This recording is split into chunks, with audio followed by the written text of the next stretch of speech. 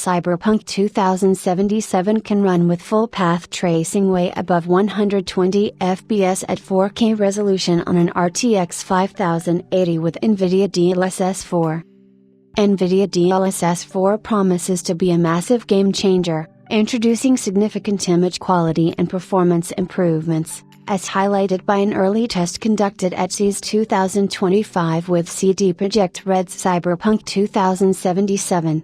The tech experts at Digital Foundry had the chance to go hands-on with NVIDIA DLSS 4 and the recently announced RTX 5080 GPU, highlighting in a new analysis how, even in its early state running on an engineering sample without the final driver, the new version of the tech is a different high upscaler compared to the current version, introducing significant image quality and performance improvements. The new model using a vision transformer brings greater image stability, reduced ghosting, higher detail, and enhanced anti-aliasing, improvements that address a good portion of the image quality issues seen with the previous convolutional neural network used by DLSS 3.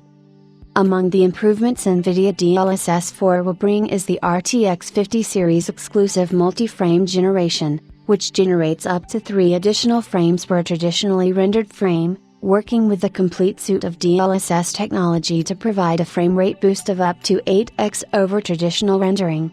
In one of the game's most demanding areas, the black market in the Petrochem Stadium, using NVIDIA DLSS 4 and current frame generation on an RTX 5080, Cyberpunk 2077 runs at 4K output resolution with path tracing with a 535% frame rate boost compared to native 4K resolution. The boost gets bigger at 725% with 2 generated frames and a whopping 935% with 3 generated frames. In every scenario, this means that the frame rate went well past the 120 FPS mark, which is extremely impressive, considering we are talking about the game running with demanding path tracing. Frame pacing is also improved in the X4-enabled multi-frame generation compared to the regular X2 of the single-frame generation, as NVIDIA had promised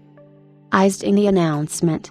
The only downside is the additional latency. Digital Foundry measured latency at 55.50 ms average when using DLSS 4x3 and 57.30 ms when using DLSS 4x4, compared to 50.97 ms with single-frame generation, X2. There's an additional 6.4 milliseconds of latency when using X4 instead of X2, then, but you get a 71% frame rate boost, which is more than a fair trade.